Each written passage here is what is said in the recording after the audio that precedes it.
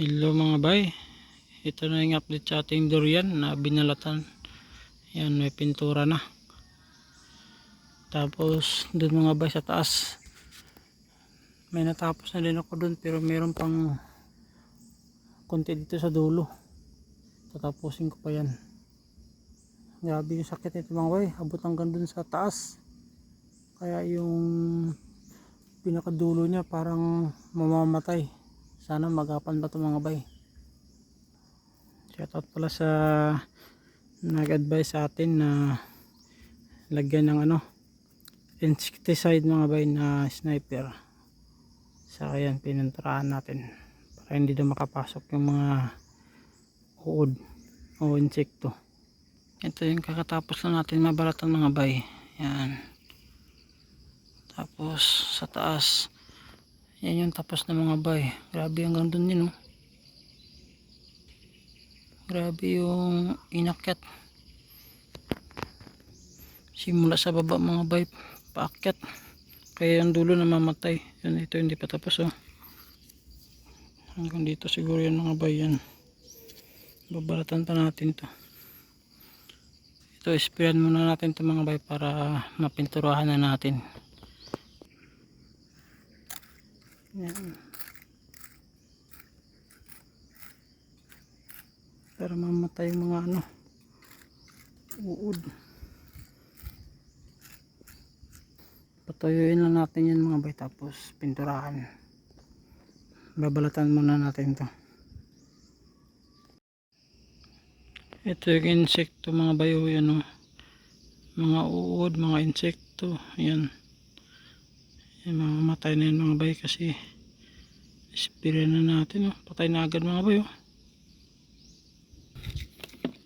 Yan, ang daming insekto, ito ba yung uod mga bay, yan, oh. Yan, magalaw yung uod mga bay. Spray natin mga bay.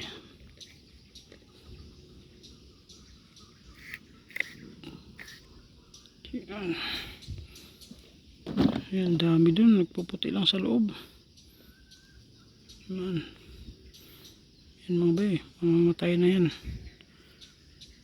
dahil sa sniper. Yan mga bay, oh. Laki ng uod, oh. Yan. Grabe mga bay. Bulok na bulok. Yan. Yan yung mga uod. Sprayan natin mga bay. Laki. Yan. Hindi pa namatay dyan. Yan, lumabas mga bay. Grabe.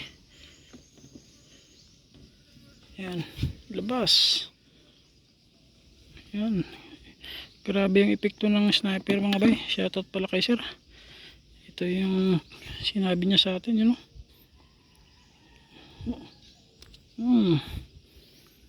Grabe. Yan pala yung sumisira ng mga durian natin. Tapos na din natin mga bay. Dito ang buti hindi pa nakaabot sa pinakakahoy niya. Nagsisimula pa lang sa balat. Yan, tapos i-brush natin. Yan. Para malinis talaga. Bago isprayan. Yan. Dito mga bahay sa taas.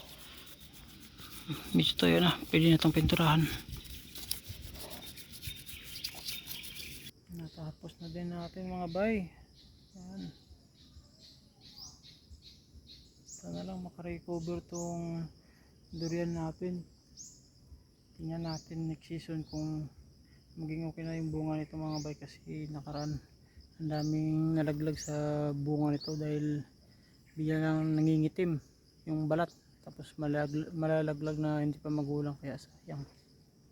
Next season mga bay, tingnan natin.